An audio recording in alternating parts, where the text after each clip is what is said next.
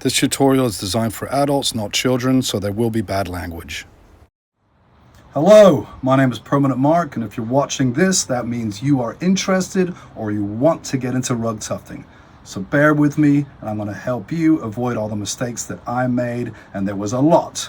Let's just say that I smashed 2 fucking machines because it drove me up the bloody wall. And yes, there will be some swearing on here, so if you're a child or you're offended by bad words, then better check another channel out and don't look at this. Thing you're going to need for rug tufting is a machine. There's a few kinds of machines you want. A lot of them have bells and whistles. You don't want to bother ones with the cages. You don't need all the fancy new ones. Just go with a straight out generic Chinese, I guess, made rug tufting gun. This is my first rug tufting gun I have, which I use for parts now. And it has a wire. This I find is a pain in the ass because it always gets snuck under the, or it'll always get snagged under the ladder feet, which would drive me bloody mental, especially when I was in a long line and it just gets stuck. That's crazy. But the good news is they have cordless ones now. So this is my go-to machine now. My go-to rug tufting machine. I paid about 120 on Amazon dollars. I would put a link down there, but I'm too stupid to figure that out. Later I'll figure it out and I'll help you guys out, but just look up rug tufting machine. This is the cordless. Before you go out there and look for your rug tufting machine cordless, there are 2 styles of battery ones. For some reason you got one with this honking great battery on there, which is an absolute bloody nightmare for the old tennis elbow. So try to find the one with the smallest battery. You get 2 of them, is plenty of time to get your projects done. Let's get back to the gun. So right here for the machine. I said gun. Big taboo in the tattoo world. It ain't a tattoo gun, it's a tattoo machine. Anyway, so let's get back to this. So this is right here, the on-off switch. All right, on, off. Now always keep the fucking thing on off, because this needle right here is a bitch. And it'll stab you and leave some permanent scarification. So you don't want that, unless you want it. And just keep the bloody thing on and see what happens. All right, so back to this. We put it on, and here is the trigger. Oh, hold on. Oh yeah, that's on. All right, so you got your speed dial here, right? So the very low part all the way to the left is more like your Beethoven. All the way the other way to the right, it's like Black Sabbath, isn't it? So that's the speed dial right here. Very easy, on, off, trigger, and the dial for your speed. I highly suggest these cordless machines. They work great. So yeah, this is my #1 go-to. I would suggest this. So this is how you're gonna thread your rug tufting machine. You're gonna need there it is. One of these guys. It's like a thread puller or something, you know, you stick it through the eye of the needle, like that. All right, now I'm gonna try to do this with 2 hands, so be patient with me without stabbing myself. Make sure the fucking thing is turned off. All right, so for example, I have 2 strands now. This is 2 pieces of the yarn. The 2 pieces of the yarn will go through your eye right here, okay? And this is your guide, all right? Then it's gonna go through my little thread puller, or whatever you wanna call it. I don't think it's a thread puller, so whatever. A thread puller througher, something like that. And then you stick the 2 pieces through there and you pull it down through your needle head. How about that? So now you have your thread through the machine and you are pretty much ready to go. Now always try to have this thread coming from the left side, always. You can use 2 little eye loops that I use, or like those little circle things that screw in, and each one of them will get one of these balls of yarn. For example, I always have 2, so I'll take these off, and it'll like, one will come up and one will come up through the little eye bolts, through here, down through there, and then you're off to the races. Here we go, let me show you. Like at the end of here, you have a big needle that pops through the cloth, and inside there's scissors, and it snips the back of the rug off, which is actually the front, because where you're working is the back. The other side is the presentable side. It's a bit confusing, but you'll figure it out. All right, so I'm gonna turn it on and I'm gonna shoot it. Now you can see how it's cutting. And it basically cuts the pieces on the other side. Okay, so you will have to like sweep up some of these pieces, whatever, but that's basically how you thread your machine. Turn it off, Mark. No scarification today. Enough's enough already.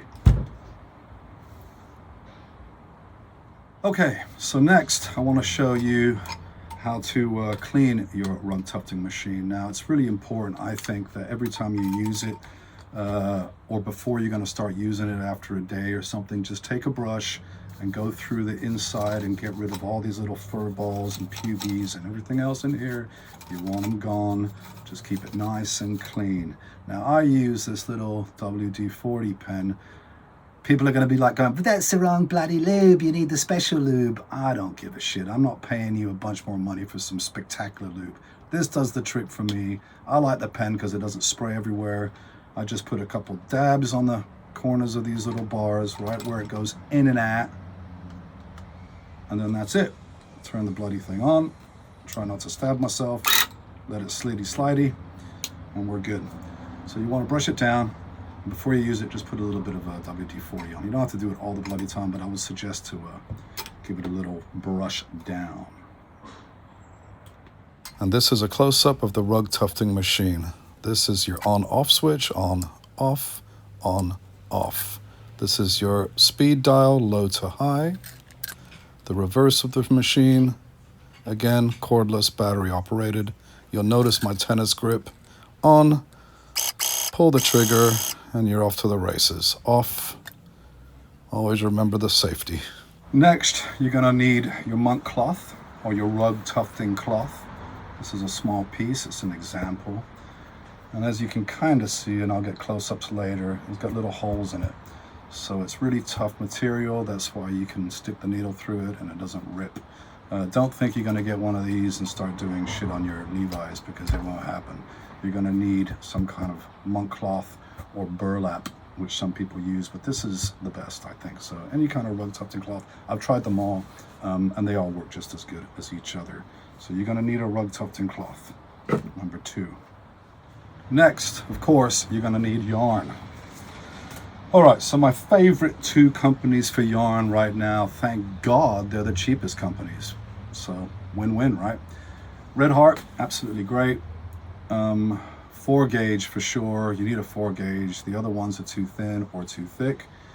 And Loops and Threads from Michaels. This is probably my number 1. This is number 2, but very close. If I can't find a color in this, I'll get this. This tends to be about 70 cents more, but at Michaels you get very good deals. Now I'm not sponsored by these wankers, but you do get a hell of a lot of coupons, and it's worth it. You can get a lot of these, plus you can buy in bulk. Loops and Threads, Red Heart yarn. Gauge number 4. Loops and Threads from Michaels and Red Heart yarn, gauge 4. And next, you're gonna need a really good razor. Shaver, razor, however you want to call it. I don't know how to say this without like insulting some people, but in the beginning I thought, oh, those Chinese bloody razors, they probably break, so I'm gonna go with a wall or something else. So I was getting the expensive ones, and they would last, I don't know, half a year and break and break and break. So I finally recently said, fuck it, I'm gonna get one of these dab lines like everybody uses. And sure as shit, it works great. Boy, was I ever wrong about the Chinese thing. This is a beast. It will shave bald spots in your rug, so be very careful. In fact, I've never used one of these trimming guides before, ever, until I got this, because it works so bloody good. You're gonna need it. It'll just basically sit on your item and give it a nice leveling trim. I never really get into my stuff. I don't go do all the crazy stuff like people do and get in there and do the 3-dimensional super trimmy. I mean, I am not that kind of person. I am way too loose for that. So I just give it a light trim. All my rugs, all my pieces are just very lightly trimmed over, tidied up, and that's it. But that's me. You can do whatever you want to do. Like I said, I'm just giving you tricks that will help you avoid all the problems I had. So find a way and customize it to what works best for you. And this dab line rechargeable razor has a battery. You can get replacements of the batteries. I think they're about $40. but this is one of the best razors, if not the best razor there is for the rugs. Along with that, I have the leveler there that you slide it into just to make it easier. So when you are trimming your rugs, it doesn't create big divots and big holes. Just turn it on and give it a nice light swipe across, and that's pretty much how I do it. Again, the dab line, cordless. Who needs cords in 2025, right?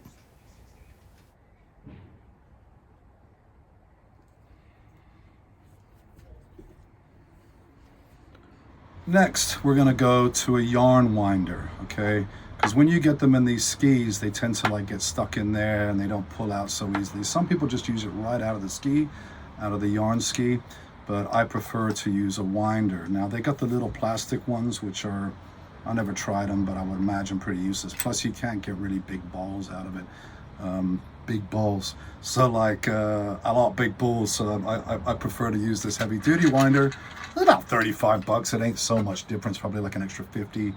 So basically I'll get some close-ups of this and I'll show you how this works, but I take it off of my ski and onto these little inserts that I get from parchment paper.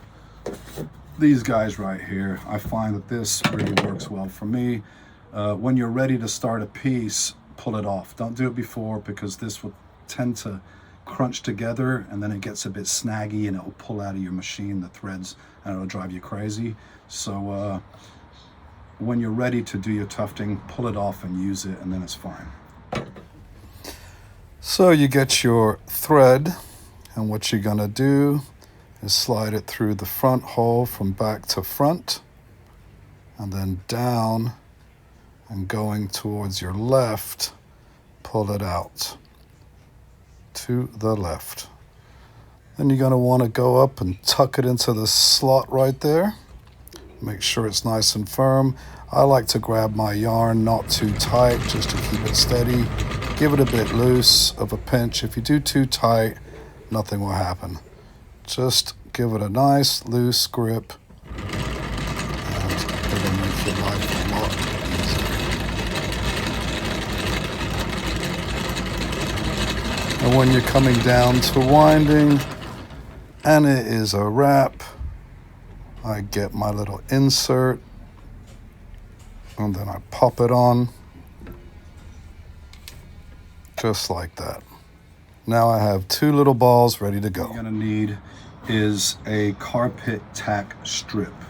These are designed for carpets to keep them down nice and snug. What do these do?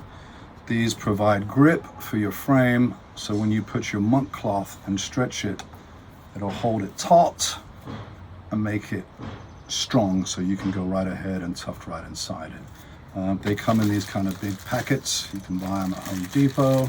You're gonna need these to go around your frame. I have a small example here. So let's say this is my frame. Let's say we make a square out of this. This is one side, this is my carpet tack strip. Now make sure they're pointing in the opposite way of your piece. You want them to be able to tug, because if it's the other way, it's not gonna do anything, because it's pointed in this direction, it'll slip right off. So make sure the carpet tacks are always pointed out of your frame. Again, carpet tack strips, Home Depot, cheap. So you're gonna have to make a frame with one of these. Simple. I would just get 4 feet by 4 feet of 2x4s, screw them all together. I would put 2 of these rows on it. I like to use 2 rows. I find it holds better. And then you're pretty much off to the races. So now I'm standing next to my 4-footer rug tufting frame. These are your carpet tack strips that you're going to want to attach to the outside of your frame. This is a close-up of what they look like, and you'll notice the nails are at an angle. And when you are applying it, make sure you beat the crap out of it, because why not? No, it's not so good. Tap it lightly. You'll be better off. So as you can see, all of the carpet tack strips are around the frame. I like to do them side by side, 2 by 2. Make sure they're pointing outwards. Always go outwards. Out, up, out, down. That's good. Inside, inside, inside, inside is a no bueno. All right, keep it out. And then we can have a dance. Another thing you're gonna need is one of these lint scrapers. They're great. They work fantastic just to keep your rug maintained, or your tapestry, whatever you want to call it, rug, tapestry. Basically, these things will just drag through your piece and take off the lint and all the stuff that is on there, you know. So basically, every now and again, rub it through there, and that'll work. And especially after you use your razor, you're gonna want one of these so you can take off all that extra fluff. You can use a vacuum, but this is better. So I'll get one of these. Again, they're very cheap. Lint scratchers, lint something, you know what I mean? Lint takeawayers, I don't even know. You'll figure it out. You're smarter than I am with this for sure. All right, let's get the fuck on with it, shall we? So here we go. We've got my 2 pieces of thread going through the eye, which is a guide more than anything. You want to apply the needle inside the monk cloth. Give it a nice firm push. In the beginning, I definitely pushed too hard, and I created a lot of holes and a lot of problems for myself. Give it a nice firm push, regulate the speed. Like I said, you can go super low speed and super high speed. I prefer in the medium. And if you're gonna get detaily, I would definitely turn the speed down. Try to keep your lines consistent and close to each other, so when the rug or the carpet bends, you won't see the white line or the monk cloth underneath it. Again, I like to go up, horizontal, and parallel. I find it works the best. Of course, you can turn corners and stuff, but it's a lot more difficult than going straight up and down or side to side. So think about that too when you're making the designs. This design right here is a purse I'm working on, so good luck with that, PM.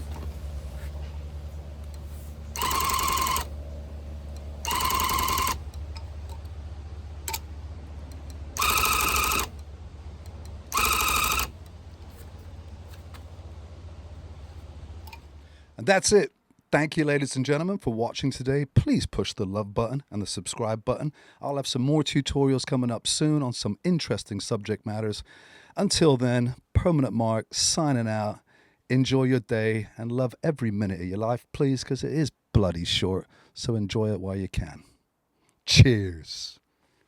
Why are you such a wanker, mate? I don't know.